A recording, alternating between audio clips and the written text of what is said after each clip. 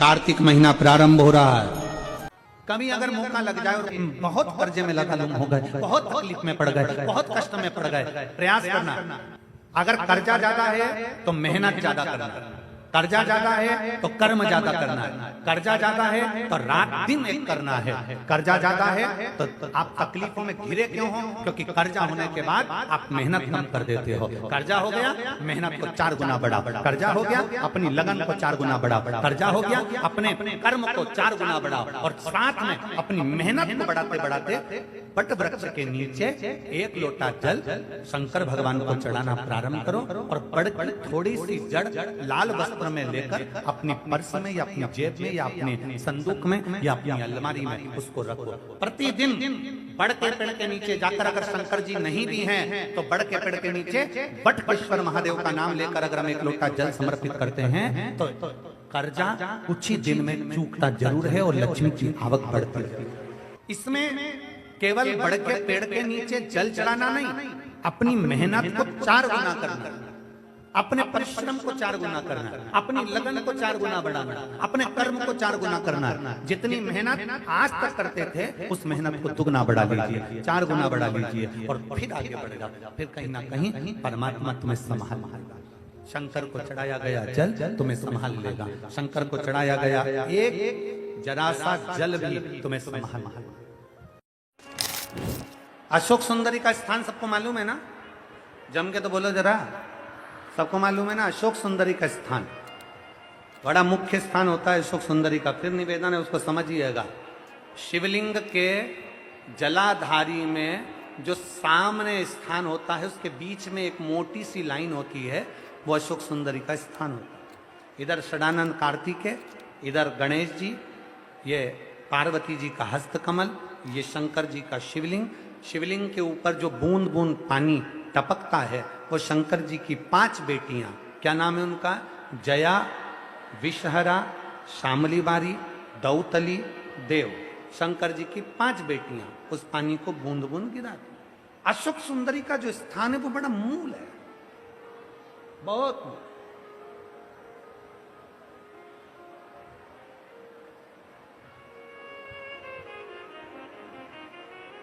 यहां तक कहेंगे हम,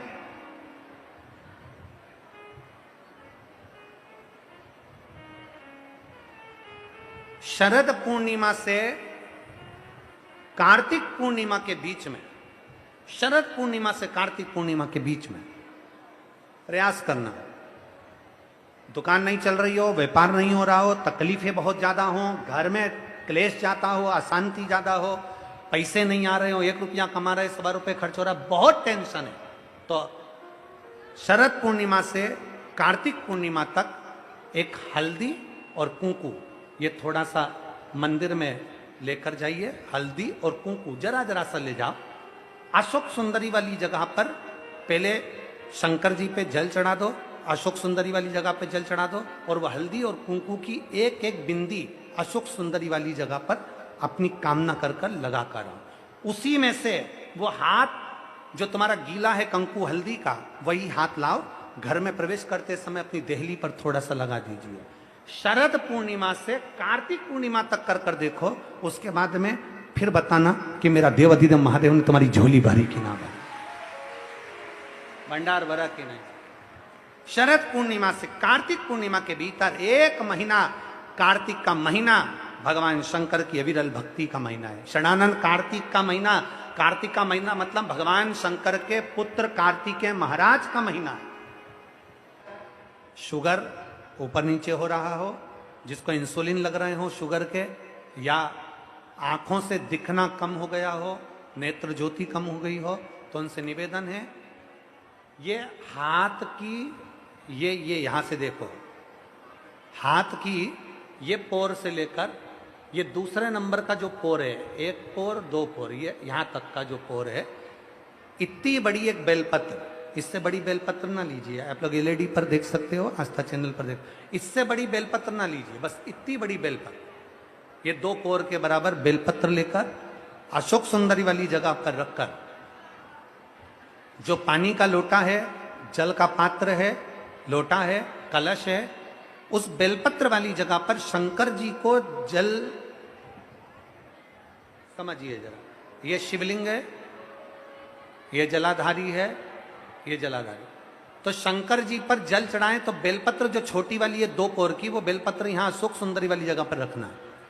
और शिव जी को जब जल चढ़ाएं तो जल उत्तर की ओर मुख कर कर चढ़ाइए। और जल चढ़ाते चढ़ाते वही जल का पात्र पानी चढ़ाते चढ़ाते असुख सुंदरी पर लेकर आइए। और वहां पर 3 बार पानी को गिरा दीजिए, केवल 3 बार। त्र्यंबकेश्वर महादेव के नाम से, कुंदकेश्वर महादेव के नाम से 3 बार पानी गिराकर जब वापिस आओ, जल झेल कर लाओ, उसी बेलपत्र को उठा कर लिया। अपने घर में प्रवेश करते समय उस बेलपत्र को खा लो। जिसको इंसुलिन लग रहे हो, जिसकी शुगर ऊपर नीचे हो रही हो, जिसका ब्लड प्रेशर ऊंचा नीचा हो रहा हो, जिसकी नेत्र ज्योति जा रही हो, आंखों पर मोटा मोटा चश्मा चढ़ गया हो, वो बेलपत्र छोटी सी लाओ, उसको खा लो। घर में जाकर जो पानी झेल कर लाए हो शंकर जी का, घर के अंदर बैठकर वो जल जो लाए हो वो पानी को पी लो, उस जल का आचमन कर लो।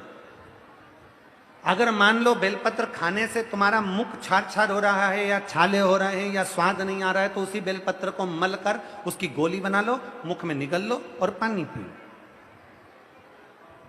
जिसकी शुगर आज ऊपर नीचे हो रही है, वो कल करके देखना और कल हमको बताना कि आपकी शुगर लेवल में आई कि नहीं। अगर शुगर ऊंची नीची हो रही है तो आज ही कर देखो।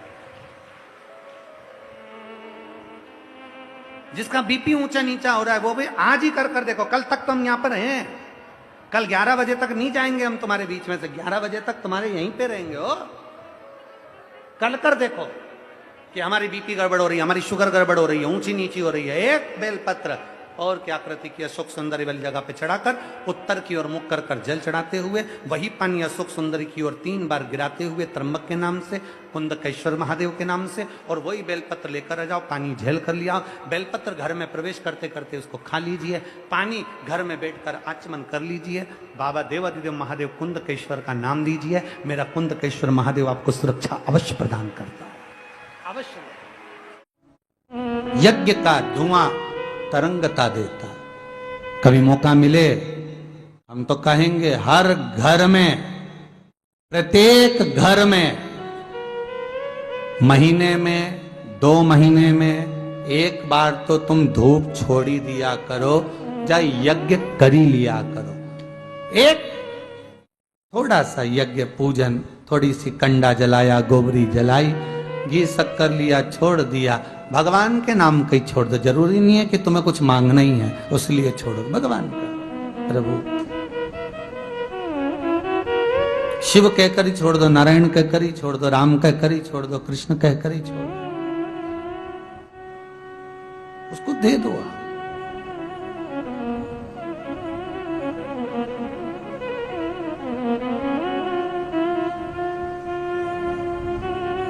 होना चाहिए 1 बार महीने 2 महीने में यज्ञ का क्रम होना चाहिए। महीने 2 महीने में घर में अगर कोई रुद्राक्ष रखा हो, उस रुद्राक्ष को पानी में डालकर पूरे घर में छींटना चाहिए महीने 2 महीने। क्यों? कोई गलत ऊर्जा हमारे घर में आ रही हो, गलत कोई पांव पड़ रहे हो, रुद्राक्ष का जल महाराज सर्व जगह छीट देने पर वो गलत जो ऊर्जा है वो एक क्षण में समाप्त हो जाती है। छीट देना।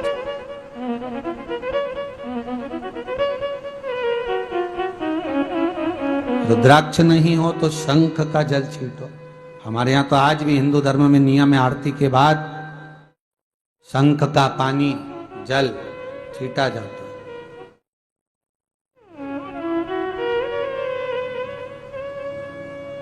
था रुद्राक्ष का पौधा घर के अंदर नहीं लगाया जाता। बेलपत्री का पौधा लगाओ, चल जाएगा घर के पीछे के भाग में, लेफ्ट राइट में। अभी कल या परसों कोई एक बहन आई थी, वो कह रही थी कि गुरुदेव बहुत राशि ठाट था, बहुत सुंदर, हमारा जीवन इतना बढ़िया चल रहा था, खूब भगवान ने कृपा कर रखी थी, पर एक ना जाने कोई हमारे यहाँ आए और उन्होंने कह दिया कि ये तुम्हारे यहाँ जो बेलपत्री का पौधा है, पेड़ है, ये अच्छा नहीं है, इसको कटवाओ। अब उन्होंने बेलपत्री का पेड़ कटवा दिया। कल या परसों की बात है, बहन लाइन में खड़ी हुई थी, बता रही थी।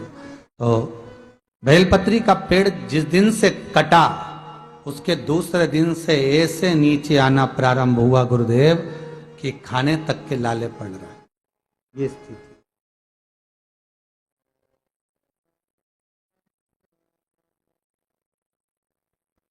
महाराज, पीपल का अगर वृक्ष घर में लगा हुआ है उसको भी हटाने का एक तरीका है।